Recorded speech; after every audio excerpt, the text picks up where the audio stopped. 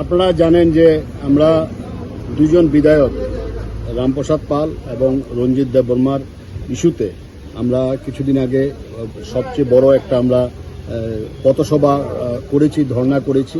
তারই আন্দোলনের অঙ্গ হিসাবে আমরা পরবর্তী সময়ে ওই দিনে আমরা মাননীয় মুখ্যমন্ত্রীর সাথে দেখা করেছি। আজকে আমরা মহামান্য রাজ্যপালের সাথে আমরা দেখা করেছি। আমাদের যে দাবি, যে দুজন দাবি, যে দুই বিধায়কের বিরুদ্ধে কি কি অভিযোগ এবং কি কি ব্যবস্থা গ্রহণের বিস্তারিত গভর্নরের কাছে তুলে ধরা হয়েছে এবং যে কিছুদিন ধরে যে দুজন বিধায়ক যা কিছু করে চলছে সবাই রাজ্যবাসী দেখছেন এবং এটা নতুন করে আর বলার কিছু নেই। এটা বিভিন্ন পত্রপত্রিকা থেকে শুরু করে বিভিন্ন মিডিয়াতে এগুলো প্রতিনিয়ত দেখা যাচ্ছে এবং রাজ্যবাসীও জানে, আমরাও শহরবাসীকে জানিয়েছি।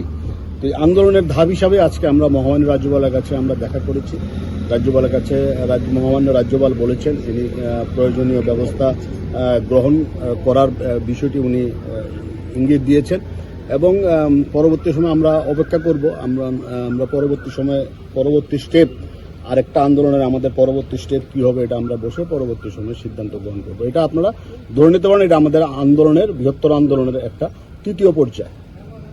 মহামান্য রাজ্যপালকে যে বিষয়টা বোঝানোর চেষ্টা করেছি যে একটা সভ্য সমাজে যখন সাংবাদিকরা বিপন্ন বোধ করে, ইনসিকিউরিটি ফিল করে, তখন সেই সমাজের গণতন্ত্র বিপন্ন হয়। এই বিষয়টা রাজ্যপাল মহোদয়কে আমরা বোঝানোর চেষ্টা করেছি।